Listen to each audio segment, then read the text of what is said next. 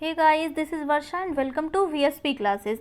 आज हम एक बहुत ही इम्पॉर्टेंट टॉपिक पे बात करने वाले हैं, जो है फंडामेंटल राइट्स, यानी कि भारत के नागरिकों के मौलिक अधिकार क्या क्या हैं, इस पे हम बात करेंगे। इसके पहले जो पॉलिटी का कोर्स चल रहा था, इसके पहले हमने भारतीय संविधान की जो 12 अनुसूचियाँ थी, उन 12 अनुसूचियों को बिना ट्रिक्स के और बिना रटे ही हमने बहुत ईजी वे में समझने की कोशिश करी थी। तो उम्मीद करती हूँ आपको वो वीडियो पसंद आया होगा। तो अगर आपने नहीं देखा है वो वीडियो तो प्लीज़ जाकर देख लीजिए, ठीक है। तो भारत के नागरिकों के मौलिक अधिकार क्या क्या हैं और ये किस किस अनुच्छेद में लिए गए हैं, यानी किस भाग में इनका वर्णन है, किस अनुच्छेद में इनका वर्णन है, आज हम इस पर डिस्कस करेंगे। तो देखिए, ये हर एक, आप किसी भी कंपटीशन की तैयारी कर रहे हैं तो ये हर एक एग्जाम में आपसे पूछा जाएगा, यानी चाहे CTET, UPTET, D triple S B, KVS, NVS या फिर यूपीएससी, आरआरबी, एनटीपीसी, एसएससी, आप कोई सा भी एग्जाम देंगे तो आपको यहाँ से 1 या 2 नंबर के क्वेश्चन घुमा फिरा कर पूछे जाएंगे, ठीक है। तो आज हम बात करेंगे, देखिए, मौलिक अधिकारों की सुनवाई जो होती है वो सीधे सुप्रीम कोर्ट में होती है, आगे हम बात करेंगे। तो इसलिए ये आम इंसान की एक तरह की पावर कह सकते हैं आप, जो संविधान ने हमको दी है, एक शक्ति है ये, ठीक है। तो सरकार भी नॉर्मल कंडीशन में हमसे ये नहीं छीन सकता है, हाँ, कुछ विशेष परिस्थितियों को छोड़कर, जैसे आपातकाल, इसमें हमसे ये अधिकार छीने जा सकते हैं। अदरवाइज ये अधिकार हमारे फंडामेंटल राइट्स हैं और इन्हें हमसे कोई भी नहीं छीन सकता, ठीक है। आइए, तो मौलिक अधिकार पे बात करने से पहले ये किस अनुच्छेद में है, इसमें क्या कहा गया है, उससे पहले हम समझ लेते हैं कि मौलिक अधिकार यानी कि फंडामेंटल राइट्स होते क्या हैं, ठीक है। तो देखिए, एक इमेज के द्वारा आप देख सकते हैं कि ये फंडामेंटल राइट्स है। तो 6 प्रकार के यहाँ पे आप फंडामेंटल राइट्स देख सकते हैं। आगे हम बात करेंगे कि पहले ये कितने प्रकार का था और अभी ये कितने प्रकार का है, ठीक है। तो देखिए, मौलिक अधिकार उन अधिकारों को कहा जाता है जो व्यक्ति के जीवन के लिए मौलिक होने के कारण संविधान द्वारा नागरिकों को प्रदान किए जाते हैं। और ध्यान दीजिएगा, इसमें राज्यों द्वारा कोई हस्तक्षेप नहीं किया जाता है, ठीक है।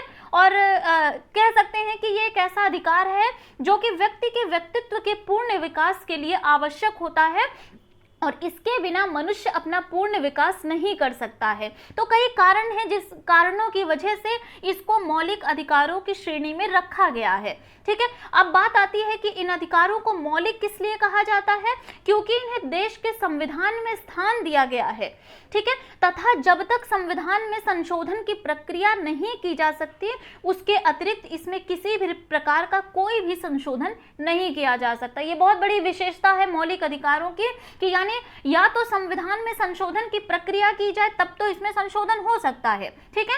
आगे हम चर्चा करेंगे कि इसमें संशोधन कौन कर सकता है और कब कर सकता है, ठीक है। और अदरवाइज इसमें किसी प्रकार का संशोधन नहीं किया जा सकता है, ठीक है। और इनके अभाव में व्यक्ति के व्यक्तित्व का विकास अवरुद्ध हो जाएगा, ठीक है। इन अधिकारों का उल्लंघन नहीं किया जा सकता। और देखिए, मौलिक अधिकार जो है वो समाज के प्रत्येक व्यक्ति को समान रूप से प्राप्त होते हैं, यानी कि सबका हक है इस पर, ये एक कानूनी अधिकार मान सकते हैं, तो जिसमें कि सबका हक है इसमें, ठीक है। चलिए आगे हम बात करेंगे, मौलिक अधिकारों के बारे में थोड़ा सा जान लेते हैं कि इसका वर्णन किस भाग में किया गया था। जब भी मौलिक अधिकारों की बात की जाए तो मौलिक अधिकारों, संविधान के भाग 3 में मौलिक अधिकारों का वर्णन किया गया है। क्लियर? कहाँ किया गया है? भाग 3 में मौलिक अधिकारों का वर्णन किया गया है, ठीक है। अब अनुच्छेदों की बात करते हैं कि किस अनुच्छेद में, कहाँ से लेकर कहाँ तक के अनुच्छेद में मौलिक अधिकारों का वर्णन हुआ है। तो ध्यान दीजिएगा, भारत के संविधान में अनुच्छेद 12 से 35 में मौलिक अधिकारों का वर्णन है, ठीक है। भाग 3 में और 12 से 35 अनुच्छेद में मौलिक अधिकारों का वर्णन किया गया है। क्लियर? अब बात आती है कि मौलिक अधिकार लिया कहाँ से गया है, ठीक है। सबसे बड़ी बात है कि मौलिक अधिकार आखिर लिया कहाँ से गया है, ठीक है। तो मौलिक अधिकार, ध्यान दीजिएगा, देखिए अधिकार में आप आ देख पा रहे होंगे। क्लियर? ये याद रखने का एक छोटा सा टेक्निक कह सकते हैं, ट्रिक नहीं बोलेंगे, टेक्निक है ये, ठीक है, कि अधिकार में आ दिख रहा है और अमेरिका में भी आपको आ दिख रहा होगा। क्लियर? तो मौलिक अधिकार कहाँ से लिए गए हैं? अमेरिका से लिए गए हैं, संयुक्त राज्य अमेरिका से मौलिक अधिकार लिए गए हैं। क्लियर? एक बार रिकॉल कर लेते हैं, मौलिक अधिकार भाग 3 में इसका वर्णन किया गया है। अनुच्छेदों की बात अगर करी जाए तो 12 से 35 तक के अनुच्छेदों में इसका वर्णन है और ये संयुक्त राज्य अमेरिका से लिए गए हैं। क्लियर? आगे चलते हैं हम, मूल संविधान में मौलिक अधिकारों की संख्या 7 थी। मूल संविधान यानी जब हमारा संविधान बनकर तैयार हुआ उस समय अगर हम मौलिक अधिकारों की बात करें तो वो कितनी थी? 7 थी। ठीक है, एग्जाम में 2 तरह से क्वेश्चन पूछे जाते हैं। ध्यान दीजिएगा, मूल संविधान में अगर मौलिक अधिकारों की संख्या पूछी जाए तो हमेशा टिक करेंगे 7। ठीक है, लेकिन अगर संविधान में मौलिक अधिकारों की संख्या पूछी जाए यानी कि वर्तमान संविधान में मौलिक अधिकारों की संख्या कितनी है तो आप टिक करेंगे 6। ठीक है, अब देखिए क्या हुआ था कि पहले तो ये संख्या 7 थी, लेकिन 44वें संविधान संशोधन यानी 1978 के तहत, ठीक है, 44वें संविधान संशोधन 1978 के तहत संपत्ति के अधिकार को हटा दिया गया।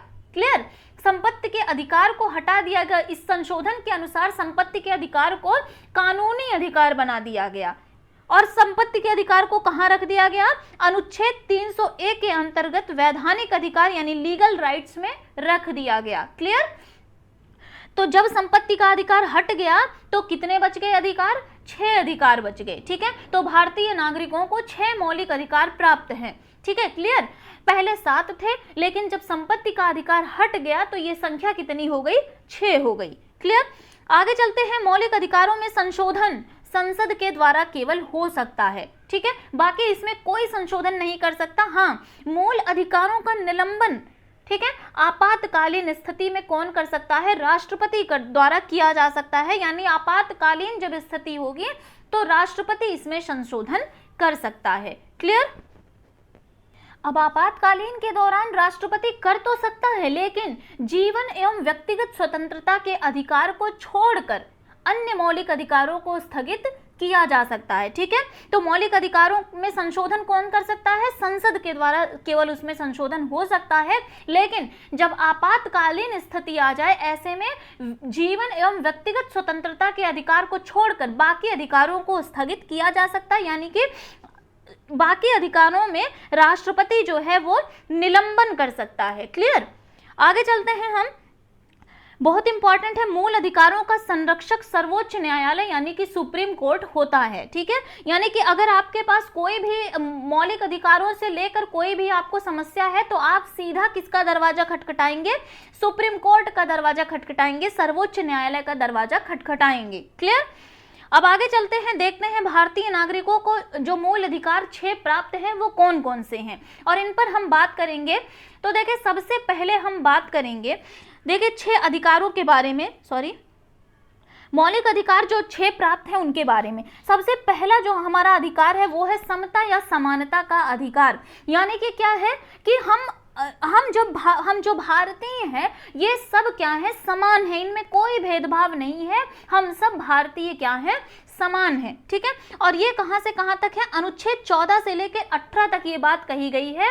अब जैसे देखिए 14 से लेकर 18 में एक जैसी ही बातें कही गई हैं पर थोड़े अंतर के साथ साथ इन सब अनुच्छेदों में कहने का तात्पर्य सब सिर्फ और सिर्फ इतना है कि हम इंडियंस की समानता का इसमें जिक्र किया गया है। ठीक है, यानी इक्वलिटी हर जगह है, चाहे आप किसी जाति से हो, चाहे आप किसी धर्म के नाम पर। कॉन्स्टिट्यूशन कहता है कि कानून के सामने सब समान है। ठीक है, तो 14 से लेकर 18 तक केवल यही बातें करी गई हैं, हम सब भारतीय समान है। अब देखिए 14 में क्या कहा गया है कि हम सब लोग कानून या विधि के समक्ष समान हैं, क्योंकि भारत देखिए एक धर्मनिरपेक्ष देश है। ठीक है, तो यहाँ कानून सबको बराबरी के साथ ट्रीट करता है, यहाँ कानून जो है सबको समान नजरिए से देखता है, किसी के साथ कोई भेदभाव नहीं है। ये 14 में बात कही गई है। अगर आप 15 पे आते हैं तो यहाँ लिंग की बात की गई है, आपका कोई भी जेंडर हो, आप मेल हैं फीमेल हैं, उससे कोई फर्क नहीं पड़ता है। आपका जन्म स्थल ऊंचे कुल में हुआ है, बड़े कुल में हुआ है, निम्न जाति में हुआ है, इससे कोई फर्क नहीं पड़ता। कॉन्स्टिट्यूशन में आप सबके समान हैं। ठीक है, ये बात कही गई है अनुच्छेद 15 में। 16 में अगर कही गई है बात, देखिए 16 में जब आप 16 साल के हो जाते हैं तो आप अपने करियर के बारे में सोचने लगते हैं, अपनी नौकरी के बारे में सोचने लगते हैं। ठीक है, कि हमें कौन सा फील्ड लेना चाहिए ताकि हमारा एक जो करियर है वो सिक्योर हो जाए। ठीक है, तो 16 में ध्यान रखिएगा, लोक नियोजन के विषय में अवसर की समानता। नहीं समझ में आई बात? देखिए यानी कि जितने भी सरकारी पद हैं वो सब इक्वल रहें। ठीक है, यानी पदों में समानता। ऐसे ही याद कर लीजिएगा 16 साल में क्या होता है, हमें नौकरी की तलाश होने लगती है। ठीक है, अब आप कहेंगे कि सरकारी पद में तो इक्वलिटी कभी नहीं रहती। हाँ, बिल्कुल नहीं रहती। SC ST और OBC को छोड़कर, इनके लिए एक अलग से प्रावधान है, इस पर मैं ज्यादा बात नहीं करूंगी। ठीक है, इनको छोड़कर सरकारी जो पद हैं उनमें समानता रहे। क्लियर। और 17 जो है वो बहुत ही मोस्ट इंपॉर्टेंट कह सकते हैं आप, बहुत इंपॉर्टेंट है। 17 अनुच्छेद 17 में कहा गया है अस्पृश्यता का अंत, यानी छुआछूत का अंत, अस्पृश्यता के उन्मूलन के लिए दंडनीय अपराध घोषित किया गया है। ठीक है, यानी छुआछूत जो था ये एक तरह से आप समाज का कैंसर इसे कह सकते हैं, बहुत ही गंदी चीज आप कह सकते हैं। तो कोई भी अगर इससे परेशान है तो वह सीधे सुप्रीम कोर्ट में जा सकता है। क्लियर। 17 बहुत इंपॉर्टेंट है, अस्पृश्यता का अंत याद रखिएगा। ठीक है, ये तो बात हो गई। 18 की बात अगर हम करें तो अनुच्छेद 18 में कहा गया है कि उपाधियों का अंत।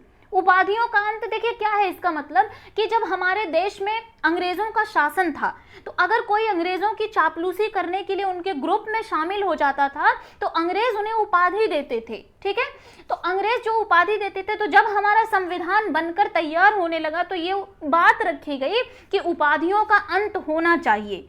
क्लियर।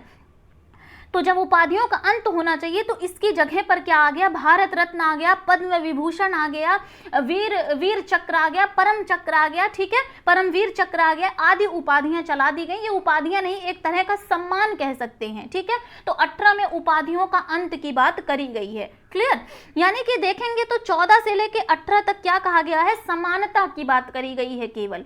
क्लियर। आगे चलते हैं हम, सेकंड में क्या आता है, स्वतंत्रता का अधिकार। अब देखिए स्वतंत्रता का अधिकार 19 से लेकर 22 तक है। क्या, स्वतंत्रता का अधिकार, यानी कि आप स्वतंत्र हैं, आप कुछ भी कर सकते हैं। तो अगर हम देखें मूल संविधान में पहले 7 तरह की स्वतंत्रता का उल्लेख था, मूल संविधान की बात कर रही हूं मैं। ठीक है, लेकिन अब अगर देखा जाए तो वहां पे केवल 6 स्वतंत्रता है। एक कौन सा नहीं है, देखिए 19F। 19F में क्या है, उस 19F में संपत्ति का अधिकार था, जो कि अब स्वतंत्रता का अधिकार नहीं है। ठीक है, तो जब 19F से संपत्ति का अधिकार हट गया तो 6 तरह की स्वतंत्रता हमारी बच गई। ठीक है, अब इसमें क्या है, देखिए 19A की बात अगर हम करें, जो इंपॉर्टेंट है वही मैं बता रही हूं, बाकी तो बहुत सारे हैं। ठीक है, 19A की अगर बात करें, बहुत इंपॉर्टेंट है। ठीक है, 19A यानी कि आरटीआई क्या होता है, राइट टू इंफॉर्मेशन, यानी सूचना पाने का अधिकार। अभी हाल ही में ये ऐड हुआ है, 2005 में ये ऐड हुआ है, सूचना पाने का अधिकार। यानी कि सूचना पाने का अधिकार 2005 में पार्लियामेंट में ये पास हो गया है। और एक अधिकार और है, झंडा फहराने की आज़ादी।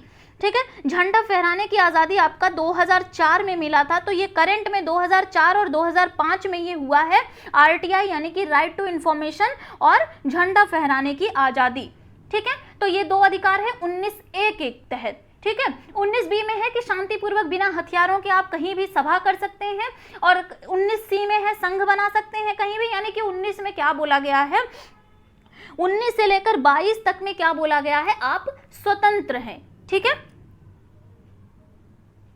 आप स्वतंत्र हैं। ठीक है, देखिए 19 संपत्ति का अधिकार छोड़ दिया जाए अगर, तो कहीं भी आप किसी भी जगह आप घूम सकते हैं और देश के किसी भी क्षेत्र में निवास कर सकते हैं और बस सकते हैं, सिवाय किसके, जम्मू कश्मीर के। जम्मू कश्मीर जो है वो अपवाद में है, आप वहां बसने की स्वतंत्रता आपको नहीं है। बाकी आप कहीं भी पूरे भारत में आपको बसने की आज़ादी है, और कहीं भी आप कोई भी व्यापार चला सकते हैं, कोई भी जीविका चला सकते हैं, बशर्ते वो व्यापार कैसा हो, किसी के लिए बुरा ना हो, यानी सबका हित का ख्याल रखते हुए आप कर सकते हैं। क्लियर।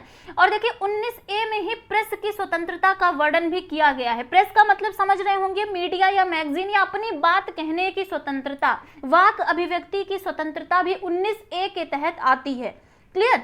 अगर हम 20 के बारे में बात करते हैं, 20 के बारे में अगर हम बात करें तो अपराधों के लिए दोष सिद्धि के संबंध में संरक्षण। देखिए इसमें क्या बोला गया है कि किसी भी व्यक्ति को अपराध के लिए सिर्फ एक बार सजा मिलेगी। ठीक है, एक बार सिर्फ सजा मिलेगी, ऐसा नहीं है कि उसे उसी अपराध के लिए बार बार सजा मिलेगी। और दूसरी बात है, अपराध करने के समय जो कानून है उसी के तहत उसको सजा मिलेगी। ऐसा नहीं, जैसे देखिए 1990 में किसी इंसान ने कोई क्राइम किया था, ठीक है, कोई अपराध किया था, और उसका जो प्रावधान है, यानी कि उसका केस जो है वो चल रहा था और 2020 में उसका केस जो है फाइनल हुआ। तो जो उसने जो सजा करी थी उसके लिए 1990 में जब उसने अपराध किया था तो वो 5 साल की सजा, वहां का 5 साल की सजा का प्रावधान था। लेकिन उसी क्राइम के लिए अगर 2020 में 10 साल की सजा हो गई तो वो क्या करेगा, उसको सजा मिलेगी 1990 की। समझ रहे हैं? यानी अपराध करने के समय जो कानून है उसी के तहत उसको सजा मिलेगी, ठीक है। और किसी भी व्यक्ति को स्वयं के विरुद्ध न्यायालय में गवाही देने के लिए बाध्य नहीं किया जाएगा। क्लियर? तो यानी कि आप अगर खुद से देना चाहते हैं तो दे सकते हैं, बाकी आपको कोई जबरदस्ती गवाही देने के लिए बाध्य नहीं करेगा। एक और अनुच्छेद ध्यान से सुनिएगा, 21A बहुत इंपॉर्टेंट है, टीचिंग एग्जाम्स के लिए तो बहुत ही ज्यादा इंपॉर्टेंट है। यहाँ क्या बातें करी गई है, 6 से 14 वर्ष तक की आयु के समस्त बच्चों को ऐसे ढंग से जैसे कि राज्य विधि द्वारा अवधारित करे निःशुल्क तथा अनिवार्य शिक्षा उपलब्ध कराएगा। यानी 21A में निःशुल्क एवं अनिवार्य शिक्षा की बात करी गई है। हर एक बच्चा जो 6 से 14 वर्ष तक की आयु का है उसको किसी भी हालत में निःशुल्क और अनिवार्य शिक्षा प्रदान की जानी चाहिए। यह हुआ है 86वां संविधान संशोधन 2002 के द्वारा, ठीक है।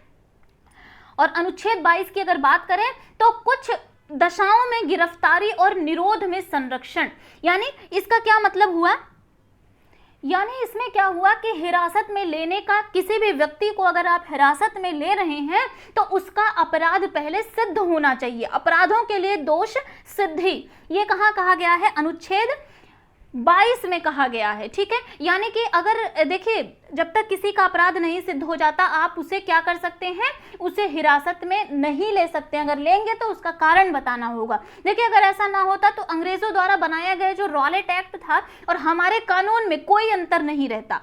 आज हम सब सेफ हैं क्योंकि हमको क्या मिल रहा है, हमको हमारा फंडामेंटल राइट्स मिल रहा है। और जब तक यानी कि हम इसका उपयोग करेंगे, जब तक हमारी जो गिरफ्तारी का कारण आप नहीं बताएंगे, हमें आप गिरफ्तार नहीं कर सकते, ठीक है।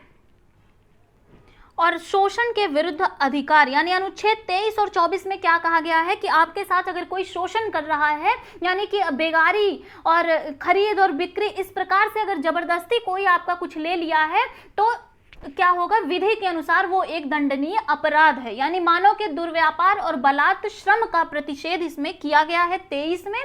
और 24 की अगर बात करें तो बालकों के नियोजन का प्रतिषेध, मतलब 14 वर्ष से कम आयु वाले किसी भी बच्चे को कारखाने में, कंपनियों में या खानों या अन्य किसी जोखिम भरे काम पर नियुक्त नहीं कर सकते आप। 23 और 24 शोषण के विरुद्ध अधिकार है। और 24 इंपॉर्टेंट है कि 14 वर्ष से कम आयु के बच्चे को आप किसी भी ऐसे कामों में नहीं लगा सकते। क्लियर?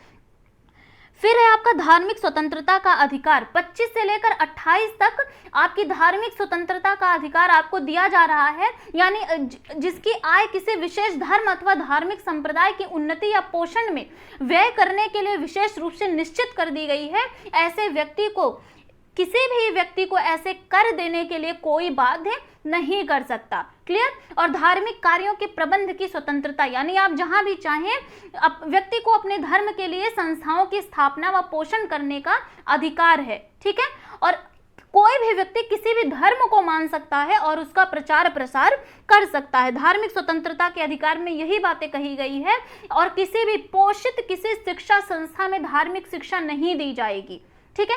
ऐसे शिक्षण संस्थान अपने विद्यार्थियों को किसी धार्मिक अनुष्ठान में भाग लेने के लिए या किसी धर्मोपदेश को सुनने हेतु आप बाध्य नहीं कर सकते हैं, ठीक है। चाहे आप उनको नहीं बाध्य कर सकते कि वो किसी धार्मिक अनुष्ठान में भाग ले या फिर वो किसी को धर्म उपदेश को सुने।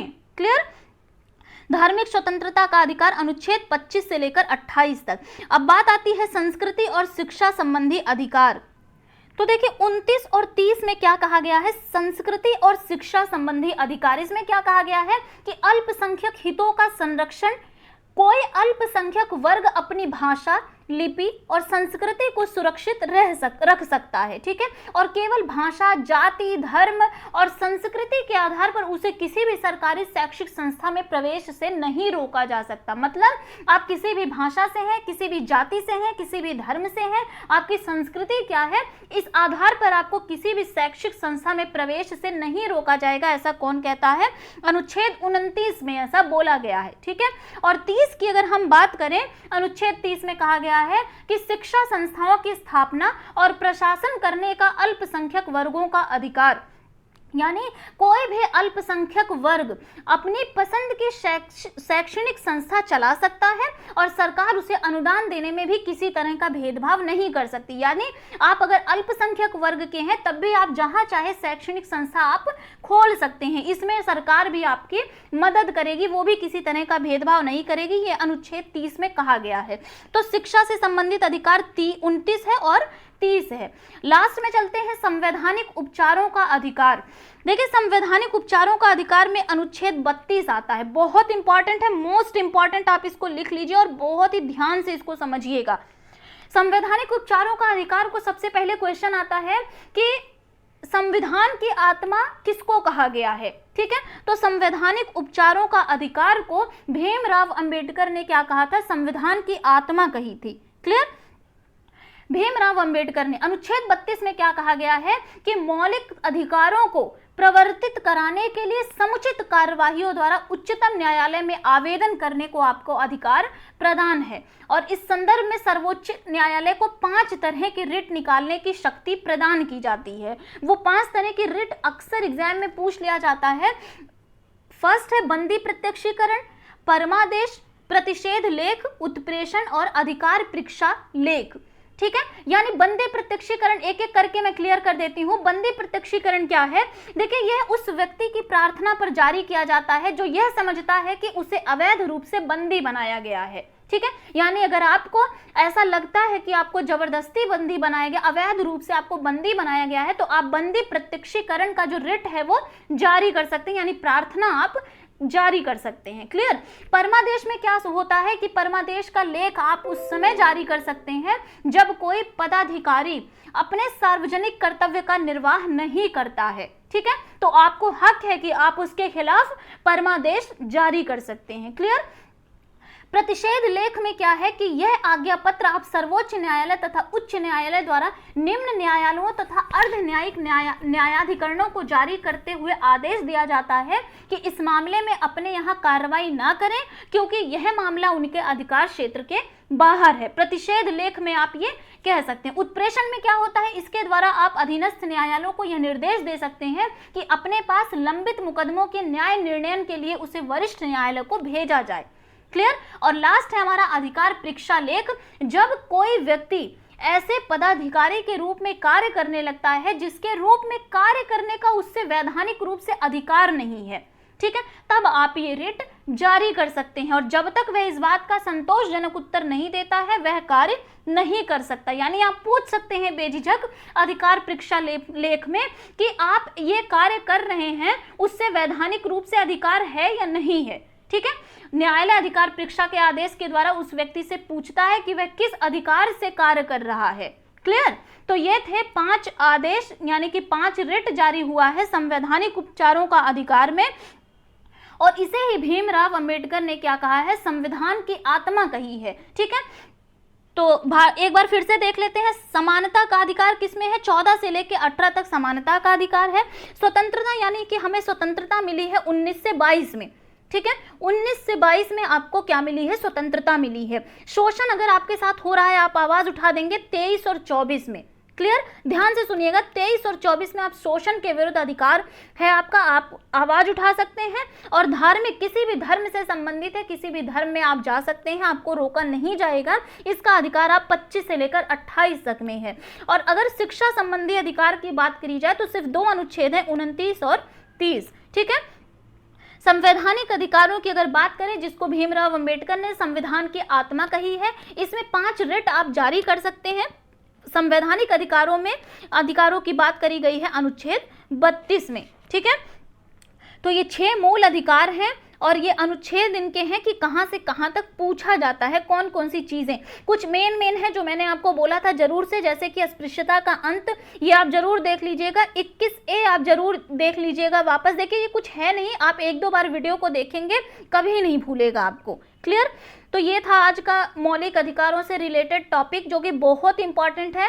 तो अगर वीडियो आपको पसंद आया होगा तो लाइक और शेयर कर दीजिएगा, चैनल को सब्सक्राइब कर दीजिएगा, बेल आइकन को प्रेस कर दीजिएगा, ताकि ऐसे ही वीडियोस आपको मिलती रहें। मिलते हैं नेक्स्ट वीडियो में। Thank you.